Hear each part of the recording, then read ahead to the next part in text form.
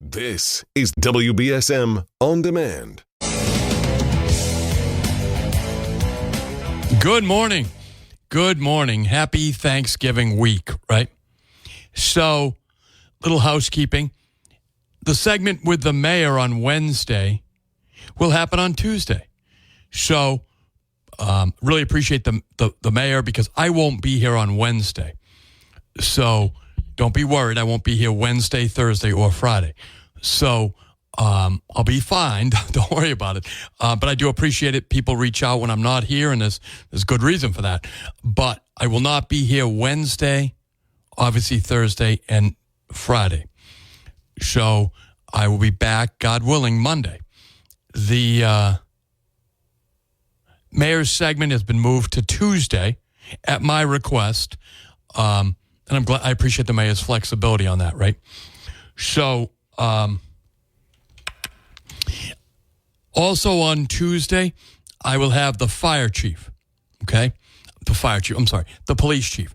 Chief Oliveira will be here on Tuesday at 10 o'clock. The mayor will be here at 11 o'clock.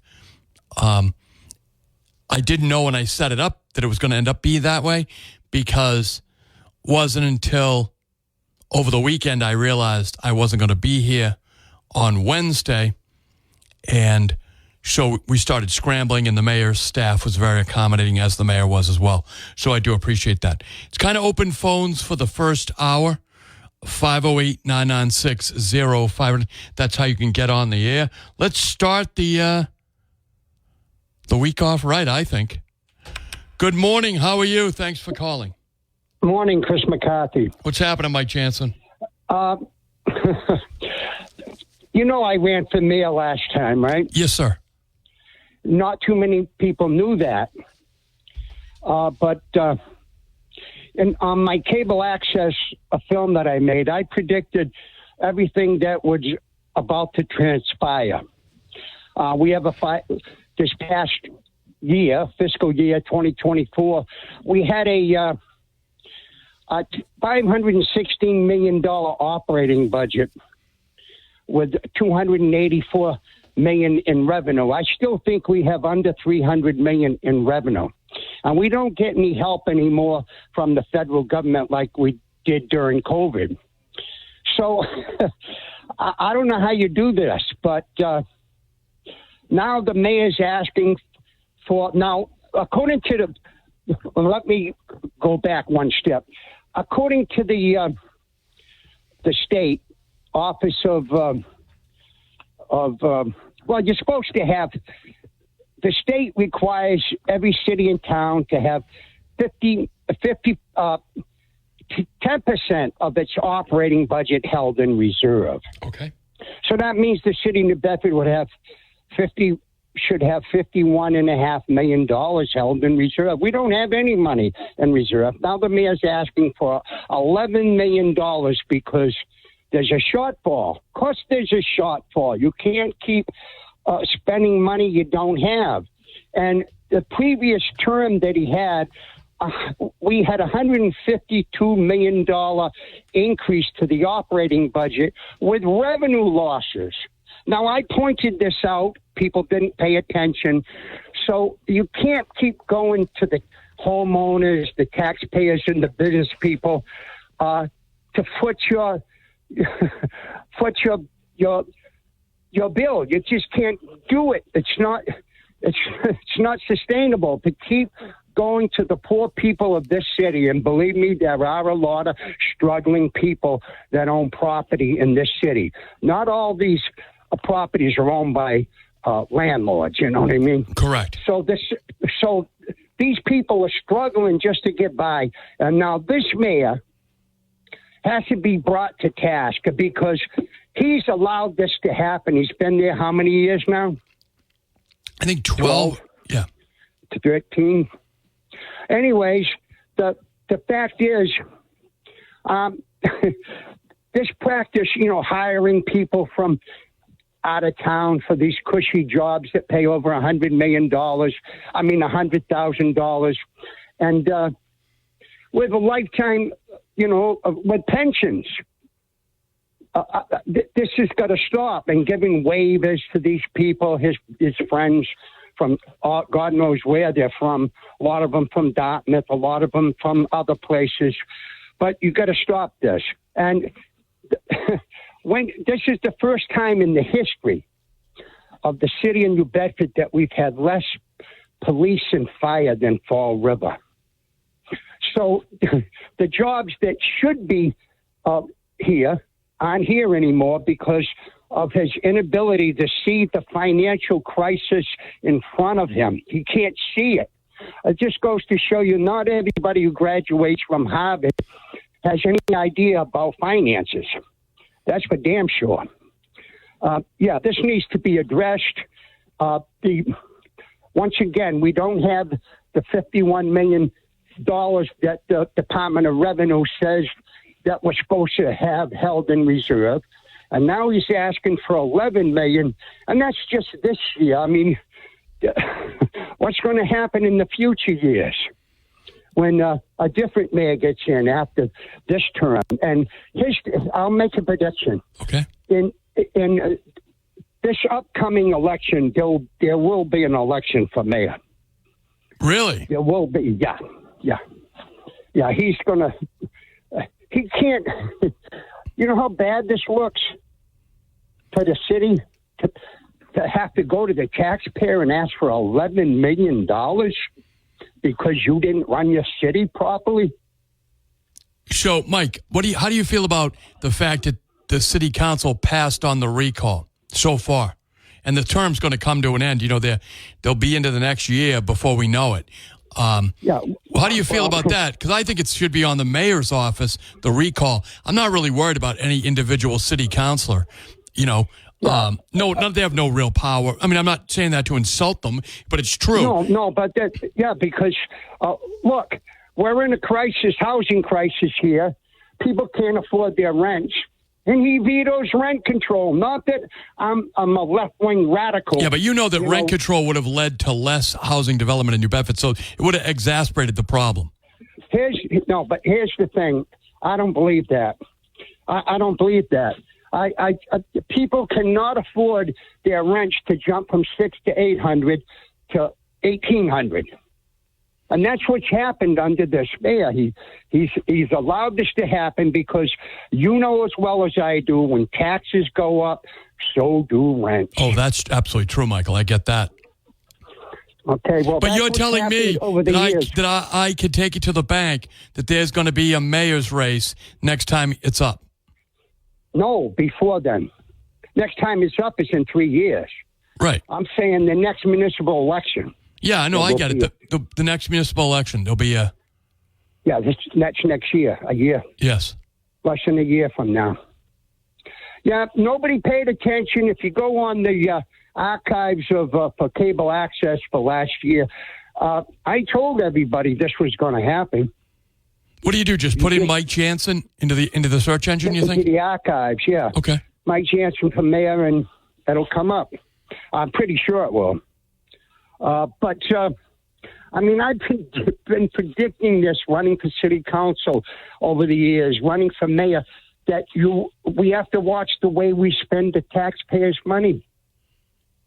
Have a great day. God bless you. Mike, God bless you. And boy, that'll be interesting if Mike Jansen decides to throw his hat into the ring again.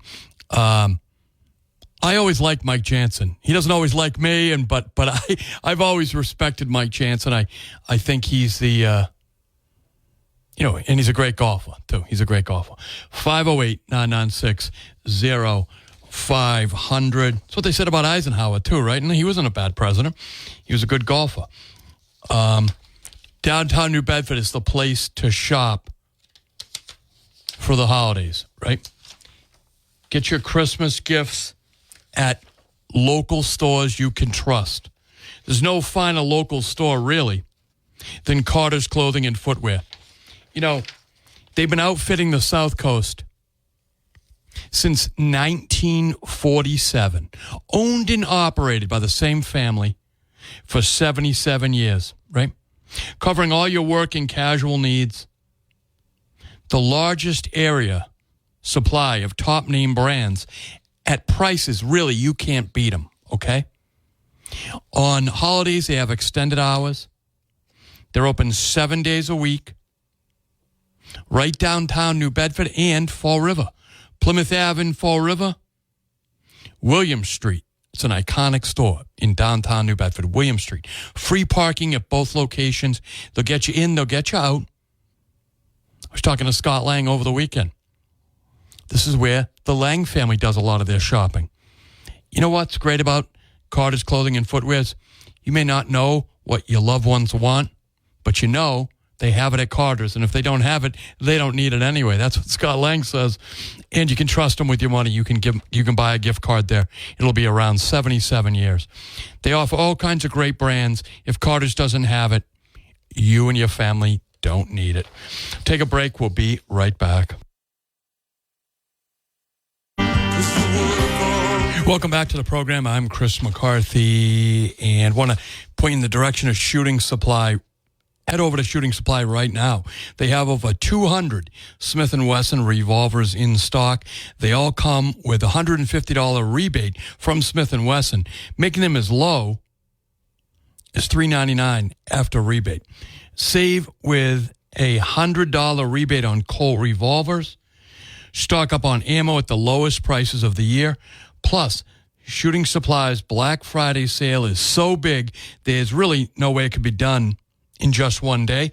So there will be new specials all week long. So head over to Shooting Supply today, here on Monday.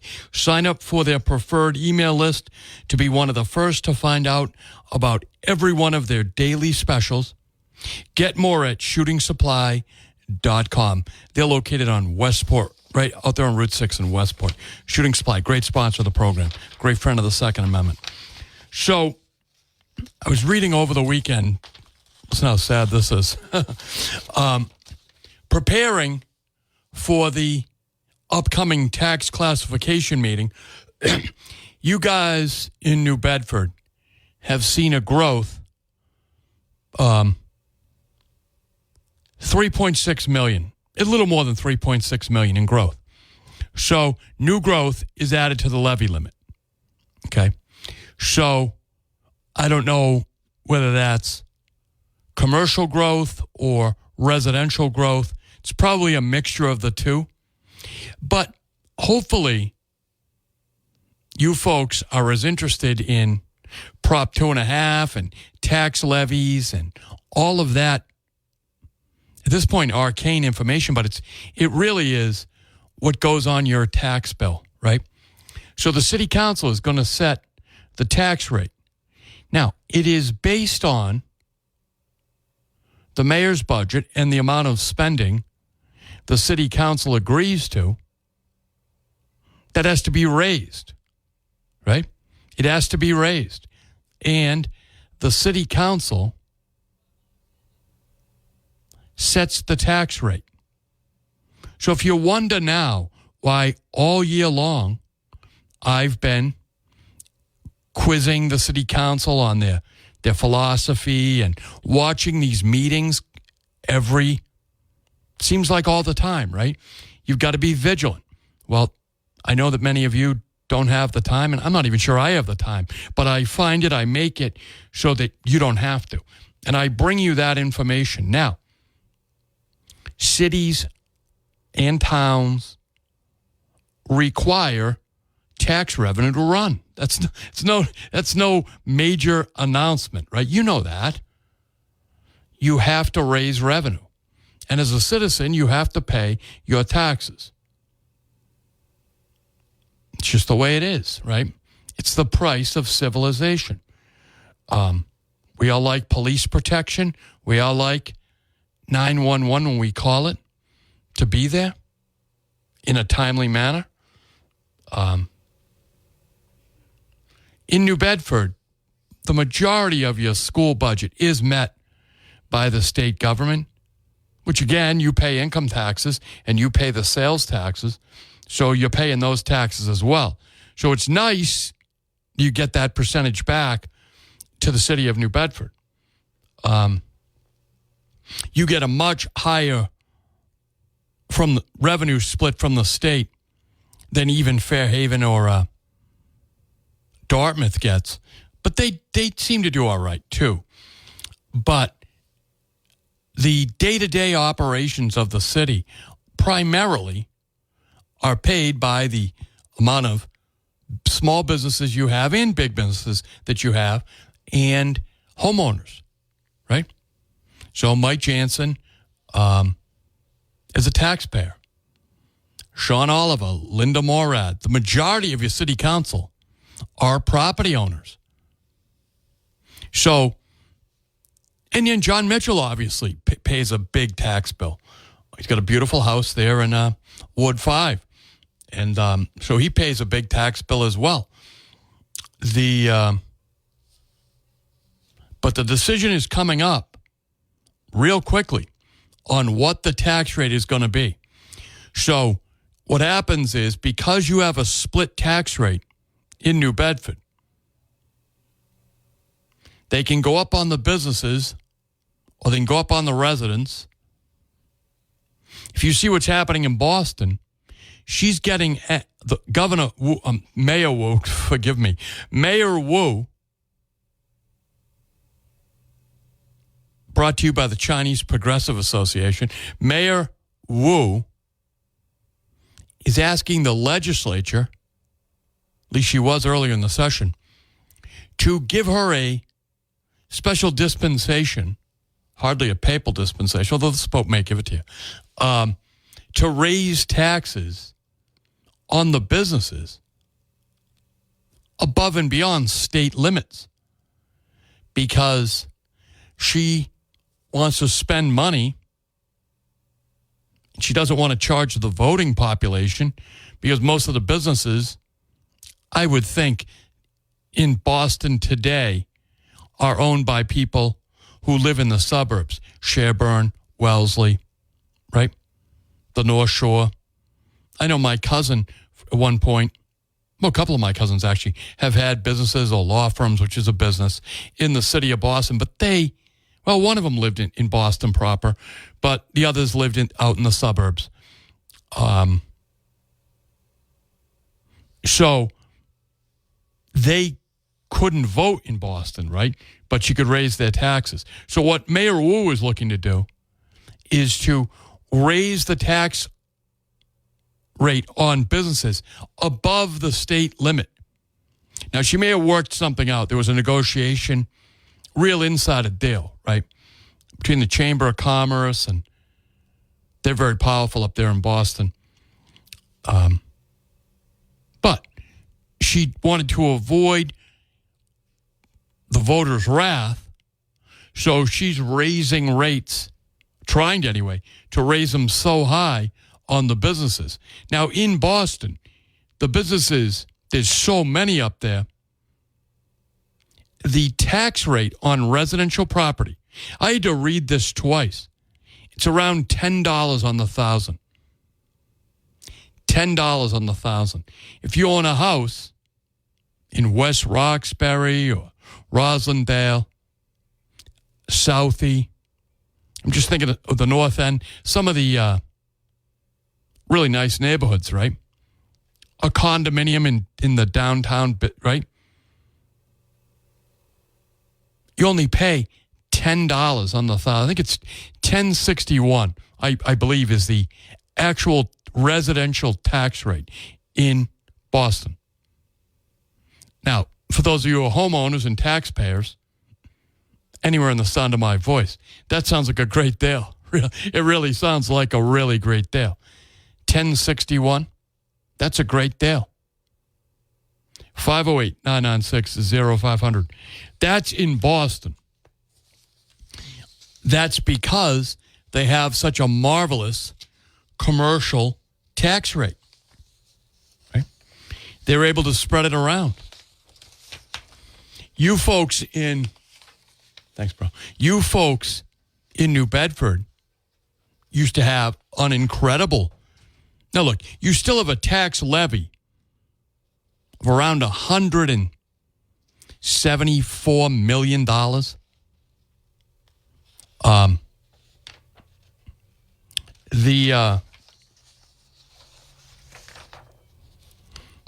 The commercial rate, though, right? When the federal government changed the trade policies of America towards libertarian-style free trade, right? Let the Chinese, let the communists use slave labor to bring us all those cheap goods. Stop making them in New Bedford with American and newly immigrated Americans, right?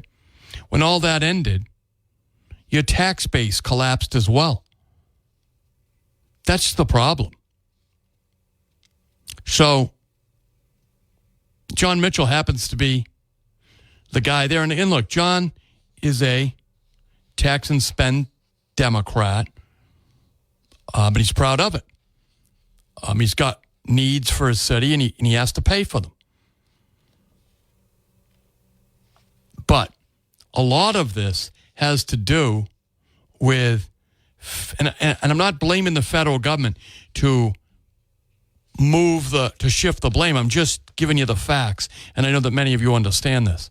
When they started deindustrializing America, New Bedford, Fall River, Brockton paid you taxpayers, the property owners, are really the ones paying the price. You thought you were getting a good deal when you could buy cheap Christmas toys at Walmart made in China. But in the end, you really, through no fault of your own, I don't expect anybody to do anything more than chase cheaper quality goods, right? But in the end, you were cutting your own throat. I'm not saying to lose sleep about it at night. It was policies made by the people we elected,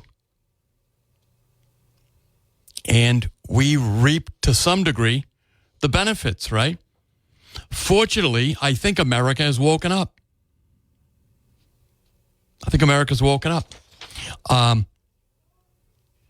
Folks, it's dangerous to have a crack in your windshield, right? It's dangerous to have a crack in your windshield. It's going to start getting cold.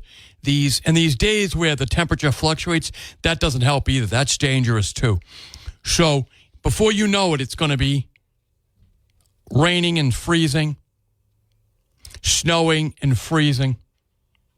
And it's going to be dangerous. So you got to get that crack in your windshield. And besides, it's ugly, makes you look like you don't care about yourself, right? It's not, you got no self-respect. That's what you're communicating when you have cracks in your glass, and it can be fixed easy, okay? My friends at Citywide Glass, they're a phone call away. Call them in Fall River, call them in Dartmouth, or hit them up on the internet at citywideglass.net. They'll send the mobile team out to your home or work to fix that crack in your windshield. They accept all insurance. So it's an easy thing to arrange for your husband or your wife or your kids, right? Do them a favor. Happy Thanksgiving. I called Citywide Glass. The mobile team will be here to fix your windshield at work or in the driveway at home, right? Citywide Glass, they repair all glass, so truck sliders, side windows, those rear view mirrors, anything. And all insurance is accepted. Citywideglass.net. Check them out. Go make an appointment. Take a break. We'll be right back. McCarthy, because that's Bruce Springsteen. You know, I was listening to albums all weekend, and when I had the opportunity. And it's a really nice feature on YouTube. Most of us have it on a television at home. If not, you have it on your phone or you have it on your home computer. You can literally, and now in my case at home, I have one of those remotes with a microphone. And so I can say, YouTube, Born to Run, full album. You can do that with anything, Pink Floyd, whatever you want. You just say the album name, the artist, and full album. Now, you have to listen to some commercials. At least on my YouTube, I do. But I don't really mind it. It's a nice thing. I do that at dialysis with my, I bring my iPad, and I'll say, well, in that case, I'll type it in, full album. And I've gone back and listened to a lot of full albums that I haven't listened to in years. The Beatles, Pink Floyd, certainly Springsteen. Because I don't drive long distances like I used to, where I could put a CD in. I'm aging myself here, but you all know I'm in my 50s. But I put a CD in. I used to put a tape in, actually. But I put a CD in, and you could get through an entire album. Certainly if you were going to Boston in the mornings and coming home in my case, the morning as well, or other days when I used to work in Rockland, be a hour and a half commute. So I could get through a couple of albums.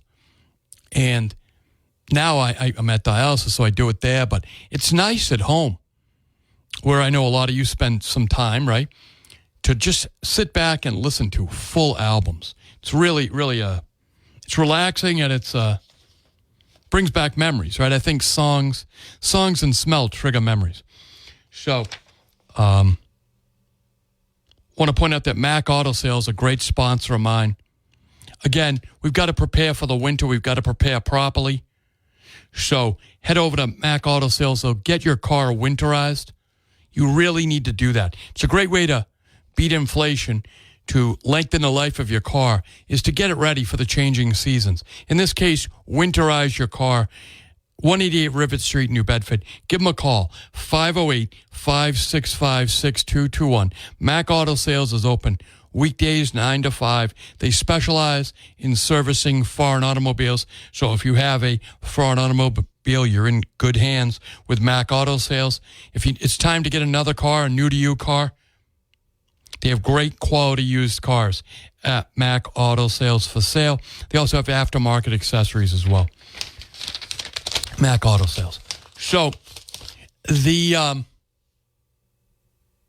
war for control of the government continues now, right? Actually moves to a new phase. Watching the Democrats trying to block Trump, the president who was overwhelmingly elected by the only thing that counts, the Electoral College, but also he did win the popular vote. And now, and by the way, over the weekend I was talking with people. My opinion is Bobby Kennedy added a significant margin to Donald Trump. Do you agree with me? Disagree with me? Now, you may have voted for Trump and did it despite Bobby Kennedy. You may have been nostalgic for another Kennedy. You may have liked his father, like his family. But I think that Bobby Kennedy added a significant amount to his victory, to Donald Trump. You know why I think that for sure? In addition to my feedback here in Massachusetts, but because Donald Trump is bringing him into the administration. That means that he believes Tulsi Gabbard also added to his margin, which was significant. And as I heard someone comment over the weekend on the news shows, this is the most bipartisan cabinet anybody can remember. And of course, that's a relative subject, right? Because partisan lines aren't always that clear. They really aren't always that clear. Certainly, I vote for Democrats. I've told you that here. Sometimes I regret it. Sometimes I don't. I will always vote for Senator Mark Montigny. He's my friend. He's got a strong position in the Senate, and he cares about this area like I do. So that Democrat is always going to get my vote. I told you I regret voting for Maura Healey, but the Republicans put up a terrible candidate, and I hope they're willing to do the hard work to find a good candidate. Certainly I am. Certainly I am hell-bent on finding a great alternative to this current governor.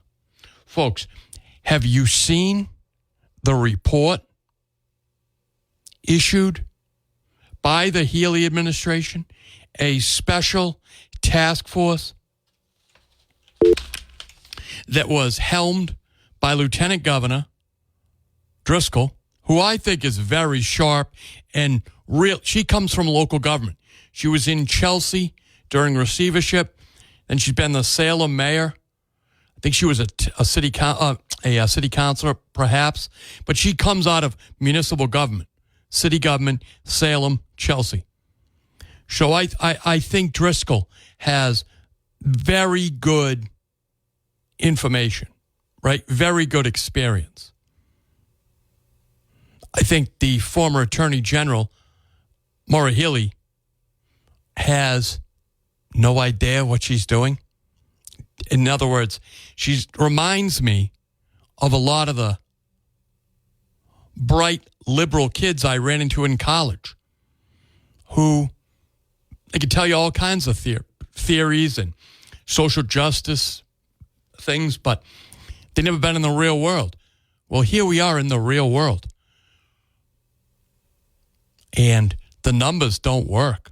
Maura Healey's task force on the emergency shelter crisis, I mean, it totally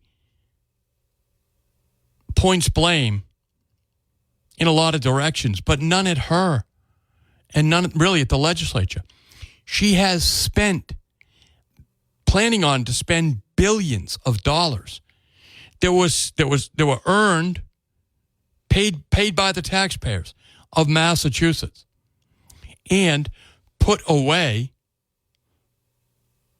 for our own use by our legislators, guys and gals like Mike Rodrigues and Ryan Fatman and Senator Montigny and Senator Markey, Representative Markey and, right?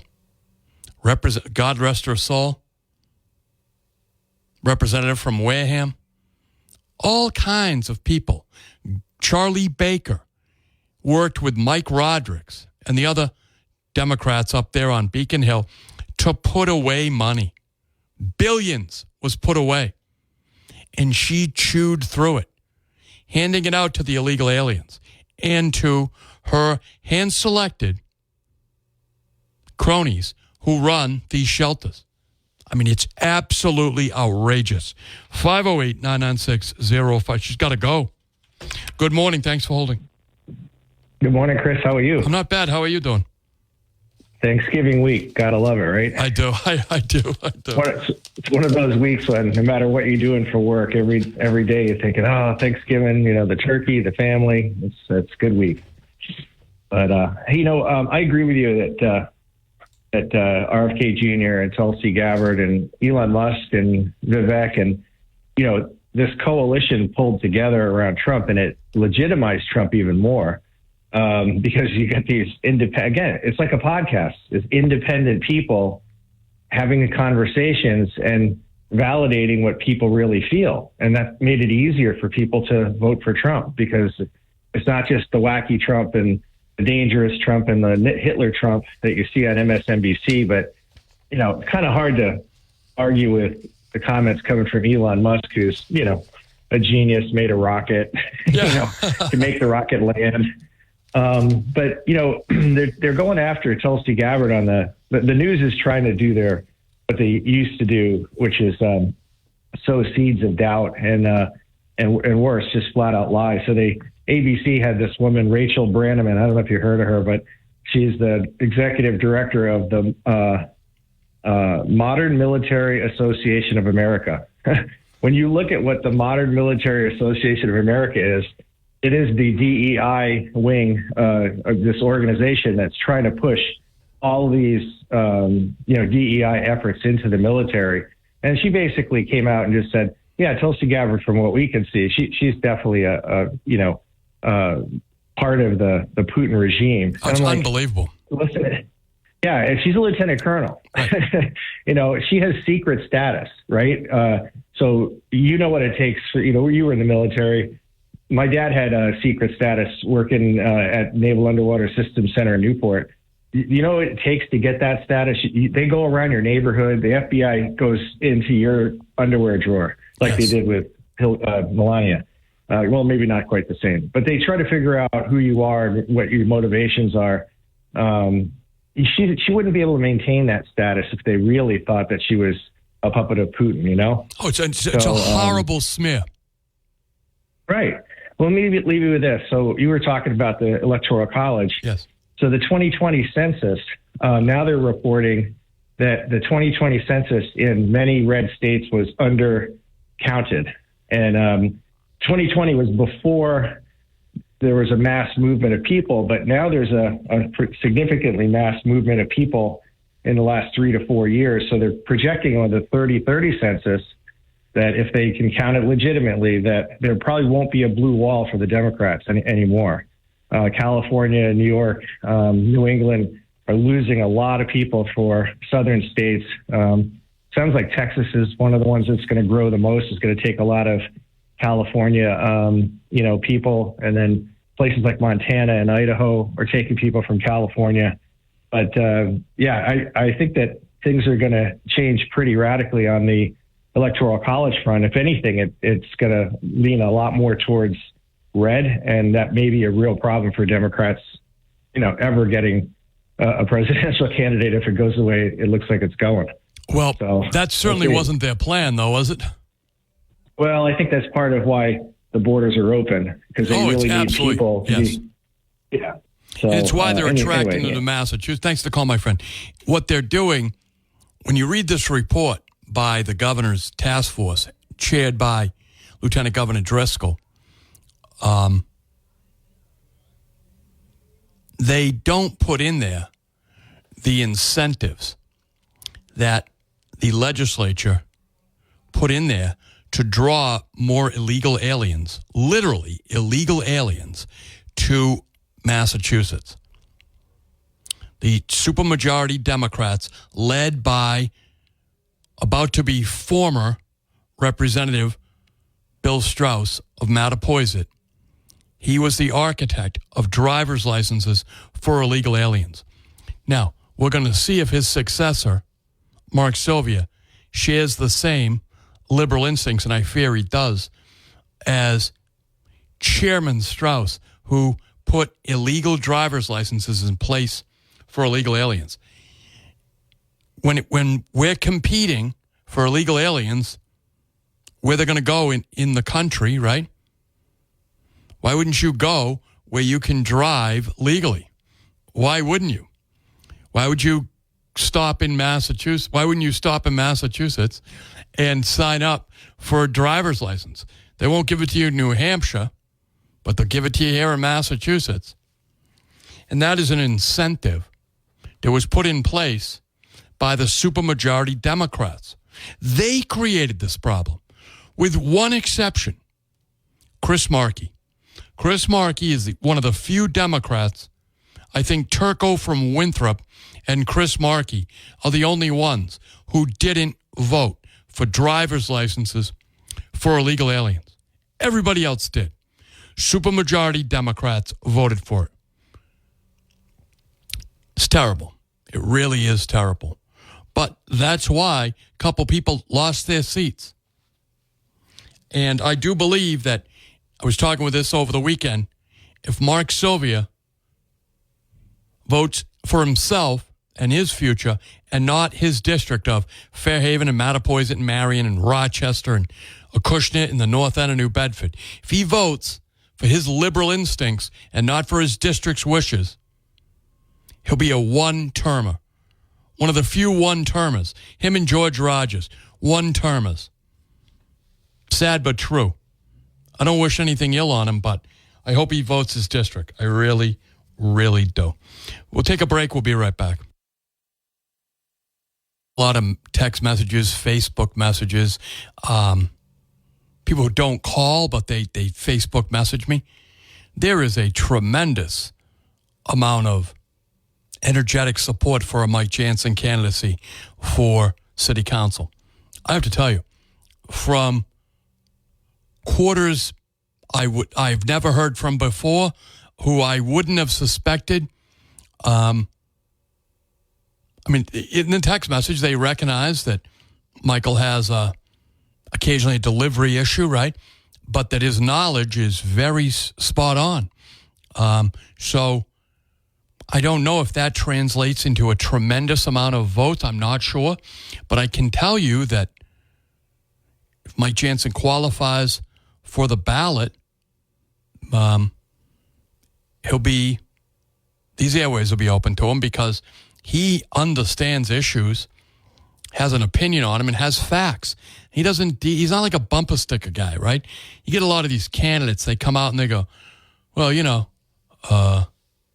want to make things good again, right? Whatever they say, right? It doesn't have a lot of facts. Mike Jansen has a lot of facts, and he's also a taxpayer. But I'm just telling you, you're not hearing a lot of phone calls because these people are at their work, right? So they're hitting me up on Facebook, or they have my cell phone so they can text me. So they're friends of mine. And they are energetic and really enthusiastic about a Mike Jansen candidacy. I can imagine there's a lot of city councilors out there who are also not so super excited about having to do debates with Mike Jansen because, well, he knows a lot more than many of them, and he's willing to say it. Because he understands, he knows more. One of the problems I find is there are some city councilors who don't do homework. They don't do any work. They show up for the cameras. They say as little as possible, even when they show up. Some don't even show up, and you know that. And they're just hanging on for their pension. And it's sad because the city of New Bedford, you rugged taxpayers out there deserve better. You can vote better, okay? Now, there are some really hardworking and unique people on that city council. Okay, I say unique because they're unique. They are unique. But they do the work, they've got the experience, and those people are worth keeping, okay? And you got some new people who are coming in who are really impressive. But boy, that'd be interesting to add a Mike Jansen to the mix. 508-99. So we got a bunch of people on hold now. Good morning. Thanks for holding. Good morning, Chris. Gilly Sapio. Hey, Gilly. How you doing? I have a question for you. Okay. Okay. Are you Mike Jansen's campaign manager? I might be, Gilly. Are you a resident of Fall River? Oh, yeah, I am. All right. So anyway, yeah, I like Mike Jansen. Mike Jansen pays taxes in New Bedford. By the way, folks, Mike Jansen is one of my harshest critics. He says it to me not to me, to other friends of mine. We have a lot of mutual friends. But boy, I think Mike Jansen would get a nice vote in the city of New Bedford. He might not do as well with the Fall River voters, but I think the people who pay taxes in New Bedford, of which I'm not one, like Mike Jansen. I think they appreciate Mike Jansen. So 508-996-0500.